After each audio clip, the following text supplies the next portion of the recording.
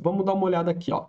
A gente tem essa revisão sistemática da Cochrane, que ela fala aqui, ó, passive movements, né, mobilização passiva para o tratamento e prevenção de contraturas. Revisão. Então ela fala aqui, ó, espasticidade. Mobilização passiva muda espasticidade? Não tinha dados suficientes para falar disso por conta dos poucos pacientes e estudos incluídos. Dor. Grupo controle tinha uma dor que era equivalente a 3,8 pontos, né, naquela escala que vai de 0 a 10 para dor. E o grupo que fazia mobilização passiva tinha uma pontuação na dor que era 0,4 maior. Então, aqui, nessa revisão sistemática, vendo se prevenia ou tratava contraturas, aumentou um pouquinho a dor. E, ó, joint mobility, né? O que aconteceu é que o grupo que fazia mobilização passiva aumentou 4 graus, tá? 4 graus.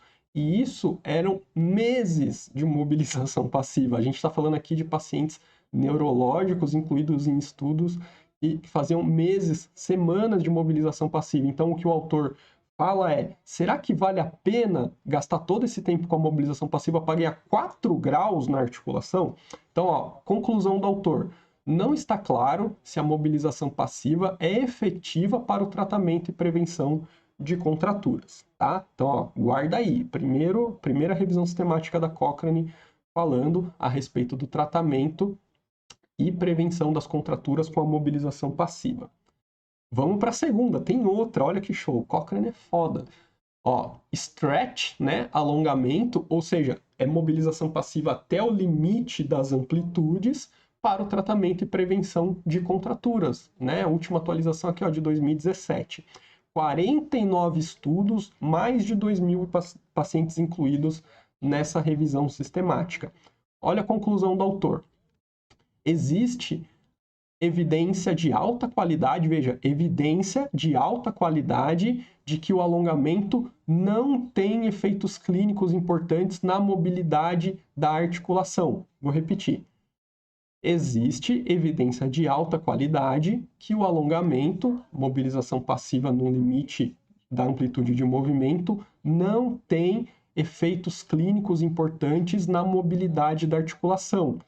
Em pacientes tanto neurológicos quanto não neurológicos. Olha, que legal isso, né? E veja que mesmo os americanos que indicavam para os pacientes neurológicos, parece que não funciona, né? E ele fala que performance realizado por menos que 7 meses, porque o estudo que foi incluído aqui nessa revisão, que fazia por mais tempo, fazia durante 7 meses depois do evento com o paciente.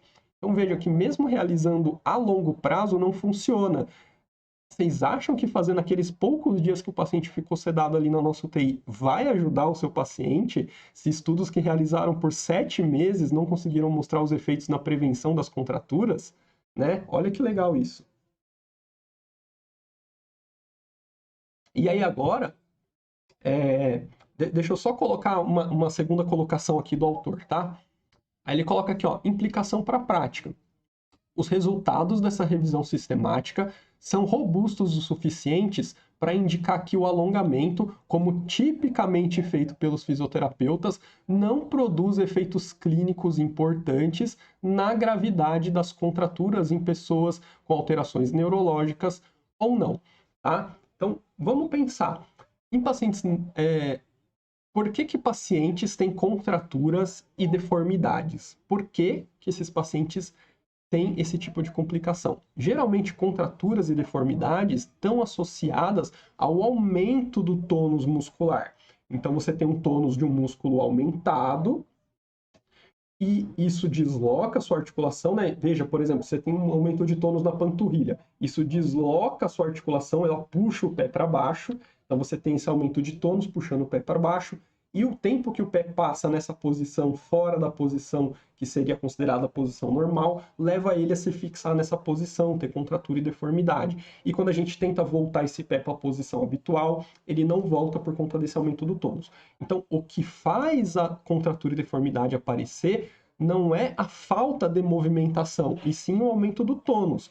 Paciente na UTI, as pessoas fazem mobilização passiva porque esses pacientes estão sedados ou em coma. E principalmente os sedados paciente sedado não tem tônus, o músculo está totalmente relaxado, então não vai ter contratura e deformidade, né? Desde que a gente faça alguma coisa que a gente vai ver daqui a pouco.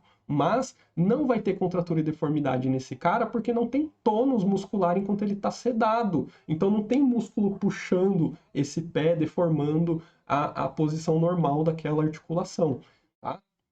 E o que eu estou falando que a gente vai ter que falar daqui a pouco é o posicionamento adequado. Óbvio, se você largar o pé caído, ele pode fixar nessa posição, não pelo aumento do tônus, mas sim pela posição inadequada, e a gente vai falar disso daqui a pouco, tá bom?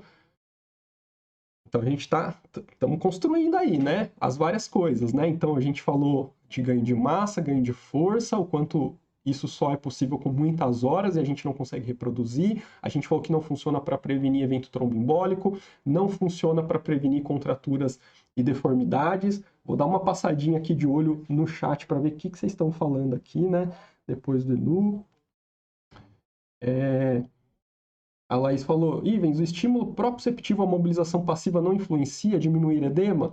Então, de novo, Laísa, o que diminui edema é efeito de bomba.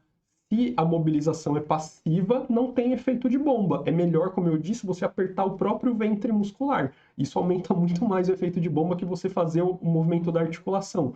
E quanto à parte proprioceptiva, se o seu paciente estiver sedado, não tem efeito, porque ele está sedado, né? Não tem propriocepção na fase onde ele está sedado, certo? Ó, meu amigo Daniel mandou aí, ó. Mobilização passiva articular manual igual perda de tempo. Ó, o Daniel já tirou a conclusão dele, né? Veja que eu nem falei ainda a minha, né? O Flávio mandou menos é mais. Boa. Ó, vou continuar aqui, tá bom? Aí, fica aquela pergunta então, né? Por que fazer? Ó, esse estudo aqui é um estudo bem legal, que quem é a sênior é a Bernie BC, que é uma grande referência para a gente lá da Austrália. Eles publicaram nesse estudo aqui o protocolo de mobilização precoce deles, né? Eles estavam falando do protocolo multidisciplinar para mobilizar os pacientes, e tem uma passagem que é muito legal que está lá no fim da discussão, né? Eu gosto muito desse parágrafo. Então, ó, coloquei traduzido aqui embaixo para a gente ler. O que a Bernie está falando aqui? Ó? Nossa prática clínica difere porque nenhum membro da nossa equipe multi realiza rotineiramente exercícios passivos de amplitude de movimento, mobilização passiva, devido à ausência de evidências que eles reduzem ou previnem contraturas em pacientes gravemente enfermos. Tá? Então, esse aqui é um artigo de 2016, publicado por um grupo australiano. Lembre, os australianos são referência em mobilização. E ela fala claramente aqui, ó, na nossa UTI, mobilização passiva não faz parte da nossa rotina porque não existe evidência que sustente o seu uso, tá?